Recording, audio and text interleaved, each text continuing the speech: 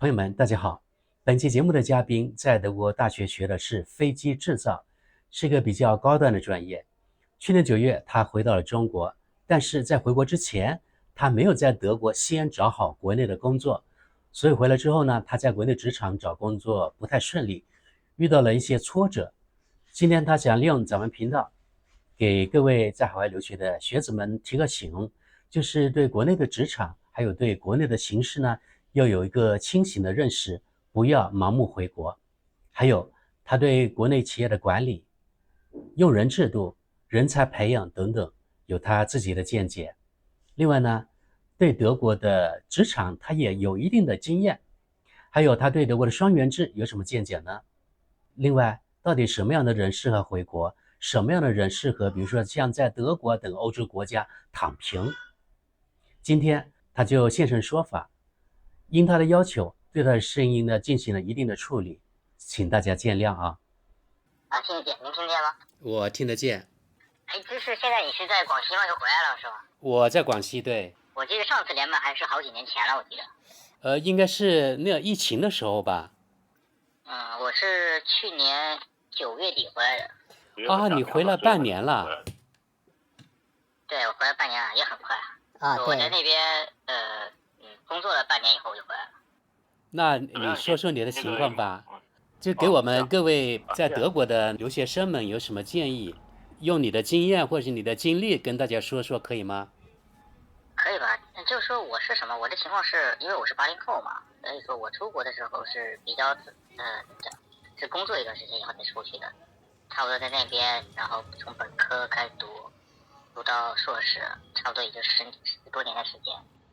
因为中间的话，因为我属于边工作边打工边读书这种，所以说时间会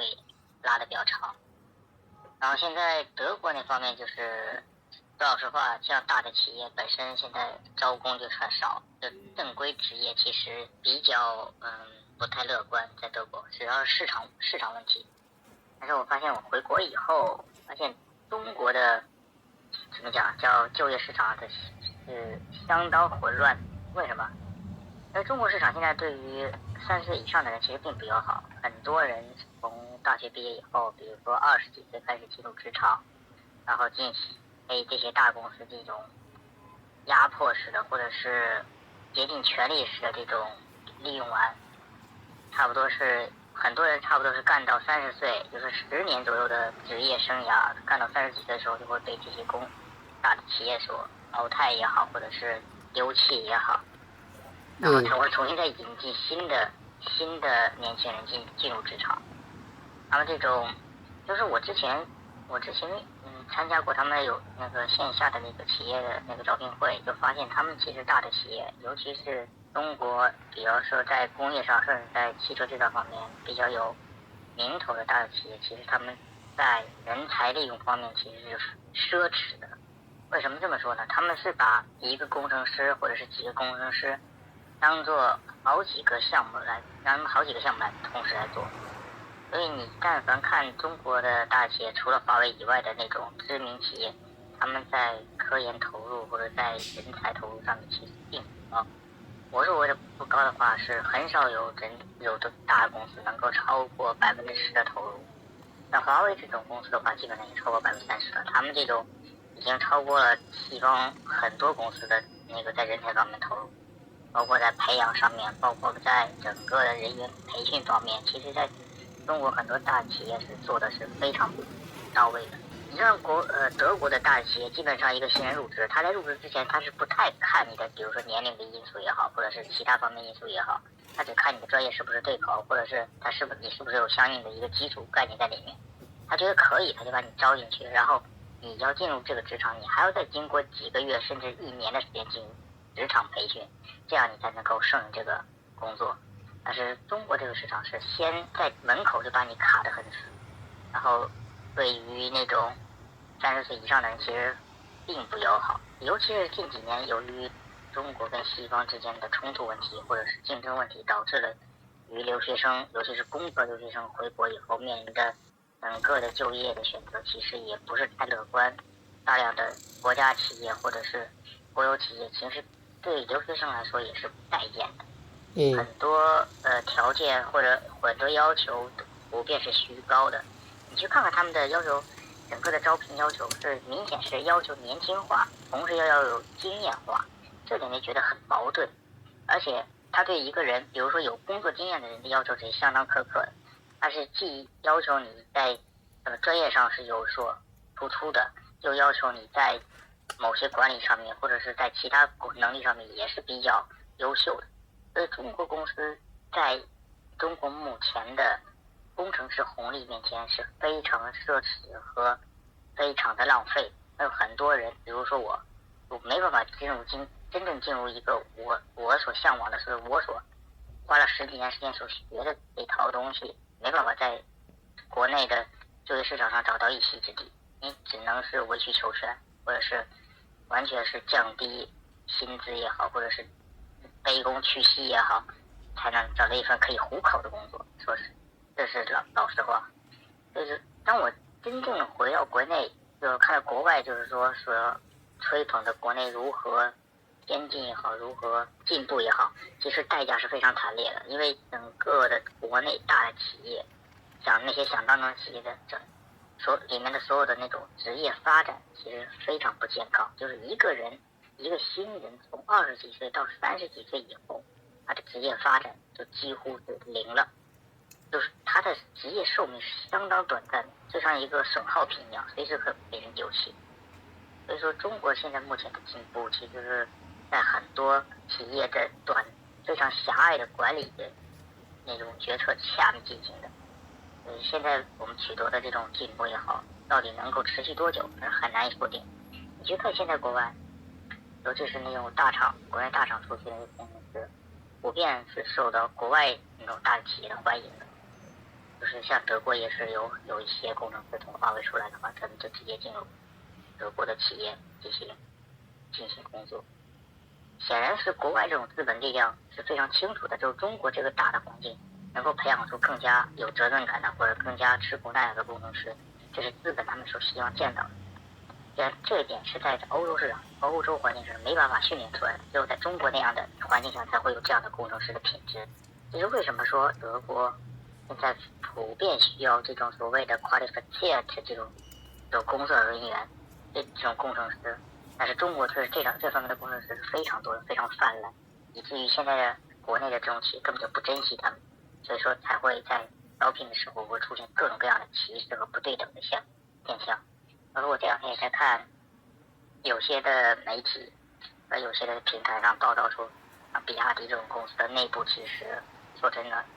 是的确让我感觉有点压榨。他压榨的不是平民，他压榨的是工程师这个阶层，就是所谓的按道理中产阶层就应该是手工劳动者和工程师这个阶层来引起大量的。但是在国内这种情况是普遍其实做的是比较差的，就是在企业管理上，包括你在一个人的职业生涯的规划上面做的是很落后，就是远远落后于西方管理理念上。我目前的这种感觉，因为像我其实是学那个飞机制造的，好像飞机制造里面的那个座舱系统和座舱的那个座舱与座舱系统嘛，基本上就是民用飞机的座舱的几乎全部知识我都要去学一遍，因为我觉得是那个 FR 嘛，就主要是致力于就是生产制造这方面的，偏向于这方面的东西。但是我回来求职，我就看我这方面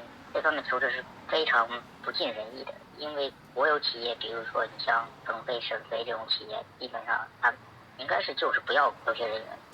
然后你像其他的上飞这种，就基本上也是对年龄是有要求的，或者是对其他方面是有要求的，而且在人员招聘这个系统上看，其实国内的这个大公司的招聘系统回馈与审核是非常的非常丢卡气的，就是也是比较冗长的这种，跟德国的效率所谓的官僚主义比起来，其实有过之而无不及，都差不多。因为我同时比较过，因为我同时给德国的空客投过申请书，它的反馈基本上就是2周之内，这就是正常的德国效率2周之内。但是我给中国的空客进行投那个申请书的话，基本上都过了差不多1个多月，还没消息，目前还没有消息。你包括你给大公司，比如说上飞的，你投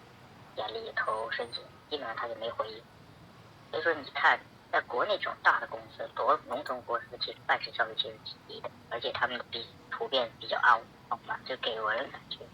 是比较傲慢。这说明什么呢？这说明国内的工程师红利啊，这些大公司给养的嘴刁了。但是说真的，目前所取得进步，在我看来，这肯定是短暂。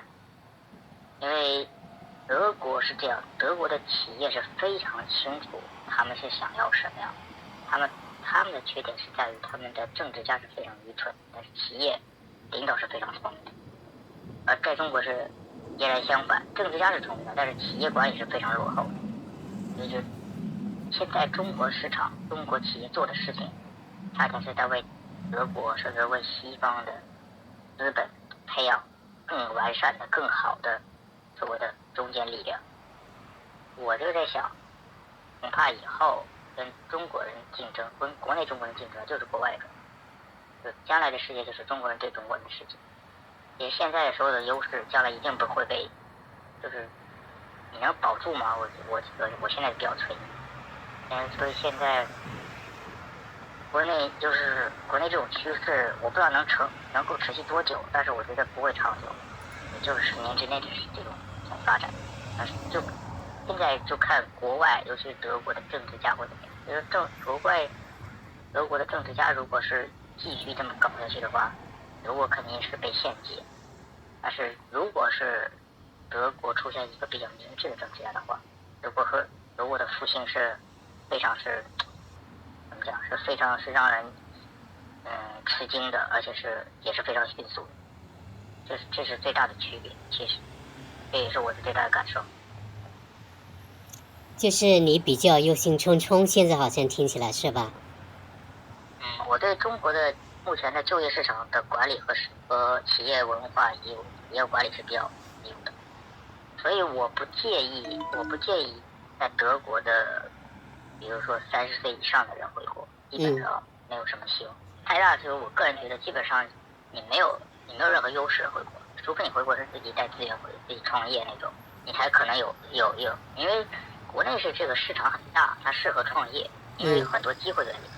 但是它不适合就职，因为它的企业文化很差，它企业文化很不健康，对于一个人职业生涯来说是非常不健康。所以说我现在觉得回国的话只适合于3种人，一种是国内有资源的，适合创业的；一种是国内有关系的，适合直接躺平的；还有一种就是你有钱的，就不需要工作的，享受的，就适合这种三种人。除此之外，其实我不建议回国，因为如果你想进入职场的话，中国这个职场是不健康。这是我现在的感受，因为我现在基本上在德国也待了很久，待了10几年，基本上德国的工作也工作过，从低端到高端我都工作过。但是现在我感觉下来，德国的劣势是它政治问题，但是不是它的企业问题。它企业是那套管理是非常健全。这是我不知道跟知识的感觉是不是一样，因为我看知识现在回去只是做自媒体嘛。对，我跟你完全不一样。反正呢，我已经可以说差不多60岁的人了，肯定不可能回来求职了，所以我基本上在这方面没有任何的经验。所以我今天听你这么说，很有感触。其实我现在也在考虑，就是这是今天说的一些，就是你的栏目的这种发展的问题。因为我看知识的栏目已经也很久了，也快小10年了吧，感觉。其实知识现在应该能够体会到，其实两岸，尤其是海外留学生，尤其德国留学生，对国内这种就业形势其实并不是太了解。是知识完全可以开一个栏目，就比如说回到国内的留子们是否还好，或者是感觉如何，就是开一个就类似于这种交流的那种栏目，让国内的人看到在回国以后那些留子们的生活的体会和感触，这样给在国外的留子们一个比较好的借鉴，或者给比较好的一个了解。我觉得这个栏目你可以做一个带状，从年龄层次上分，从这个家庭状态上分，比如说80后对吧，80后、90后、60后对吧，分成3段，然后再分单身有家庭的对吧，也分成这种2种状态，然后分别采用这种采访的形式进行剪辑、进行播出或者编辑。您也可以从另外一个角度，比如说您有资源的话，可以联系到这种大的公司的企业，对吧？或者是小的公司企业，地方的也好，国营的也好，私人的也好。因为现在国内的话，有些地方是德企是比较扎堆的，你也可以借助您的企业在 YouTube 上的影响力，完全是可以给他们做个广告，或者是用他们的声音来告诉国外的或者即将回国的留子们的他们的需求是什么，对吧？对吧？给那个在海外的留子们一个心理准备，也给在国内的留子们有一个信息的沟通。因为现在国内有很多这种招聘，比如说 Boss 也好，或者其他的招聘软件上那些 HR 其实很不专业的，因为他对你这个专业不了解，他对你的用人单位或者是用人这个机构的发展也不了解，然后他纯属是为了完成任务而完成任务。就企业给他一个条件，他就死磕这个条件，他没办法从一个企业的发展上去考虑这个问题。当然他也不允许进去考虑，完全是为了刷 KPI 去进行工作的。这就是为什么我说国内的就业市场是不健康的原因，就是在这点上，就是一群不专业的人去管理，一群不专业的人去招聘，所以导致了企业招不了合适的人，而且合适的人也得不到很良好的培养和发展。这就是国内这种企业所面临的重大隐患，就是每个企业都是以华为为目标去招人，但是每个企业对自身是达不到华为那样的实力和那样的素质。这就是中国企业这种心病和中国企业自己的误区。就企业自己有点好高骛远，忘记自己的到底是具备这样的实力。就是你看看，就是中国那些能掰着手指头那些企业，有几个能在研发投入上超过10%的？也是凤毛麟角，没几个能做到超过30%，恐怕也只有华为这么一家。你包括小米的话，恐怕30%也不到。但是那些招人的企业却偏偏却以像华为那样的要求对方去招人，这种有点像土财主的感觉，就一直想让自己变得阔绰，就不愿意去付出去培养新人，培养那些有价值的人，就是哪怕是合适的人选，他们也会以种种借口去衡量这个人的资本的价值或也好。这点是国内企业非常短视的这一点。所以说知识完全可以做一个这种带状类型的节目，放在油管上，让天下人去看中国的发展，中国的企业到底是用了什么样的方法来达到这样的效果，现实版的这种就业环境是否能够给留子们创造一个健康的职业规划、职业发展。这个就是很大的冲突。你比如说现在中国社保体系，就是社保体系跟企业之间到底是什么关系呢？你按照德国的逻辑，就是我社保企业完全是能够控制德国企业的筛选人员的这种举措。我这个人没有犯过任何错误，这个人尚不可以退休，你德国企业就不能够让他辞退他。这是德国的社保体系的基本逻辑。为什么？因为只要他能创造价值，他就是对这个社保体系是有一定的作用的，你不能够去剥夺他为这个社会体系、为这个社保体系贡献的权利。如果你达到了，比如说你提前交满社保了，对吧？你提前达到了这个社保体系的一个最低值了，那么你是可以有理由让他去离开的，他也有能力去离开他现在的工作岗位，可以继续生活下去。但是现在中国这个社保体系跟所谓的企业决策完全是脱钩的。我现在社保体系要求每个人工作到67岁，但是我企业却要求这个人30几岁就走人，这明显是违背了整个社保体系的健康发展的基本逻辑。那么说明什么呢？说明你社保体系没办法约束你这个当地企业，这个当地企业只为自己考虑，是一种极其自私的想法，而且这种方法是有悖于或者是有害于整个社会体系的循环。这是一种极其不道德的私人利益的很明显的是一种企业决策。那么知识完全就可以采用一个带状节目来呈现，或者是揭露出国内这种企业所谓的看似好像蓬勃发展、到处进步所付出的代价到底是什么。当然这种隐患也能够唤起留子们对国内这种目前这种情形一个比较清醒的认识。反正这是我的一个建议了。我觉得你的建议真的非常好。我其实在想啊，如果是按照你的建议，其实我们也可以去实现，但是呢，需要广大留子们，不管是在已经回到国内的，还是还在海外的，一起积极参与，对吧？如果大家一起积极参与，肯定可以搞起来。为什么我觉得知识能做起来？因为知识首先是有受众的，您的受众呢基本上也是比较老的受众，就是能够看你很多年的基本的固定受众。就是像您有一个1000多的这种基数的话，完全是可以在你的平台上或者你的分享群里面把你的想法说出来，看看有多少人愿意追随你，或者多少人愿意接受这种采访，变音的也好，打码的也好，都无所谓，只要是一个真实的环境下，让对方真实的表达出来就行。而且这个平台就放在 YouTube 就行了，我国内估计也不太容易放出来，你就放在 YouTube 上，然后以最基本的，比如说第一集一个80后，对吧？一个80后的回国体会等等等等，或者是第2集一个在某一个回国留子在国内某个大企业的体会等等等等，最后是整个一个采访过程分出几大块，比如第1块你为什么当初选择回国，第2个回国以后的想法是什么，会什么，第3个解决方法是什么，你将来如何去解决目前这种问题。当然有的人会选择我可能还会再次离开，或者我选择可能会其他城市发展。当然最后你必须给呈现出来的话，你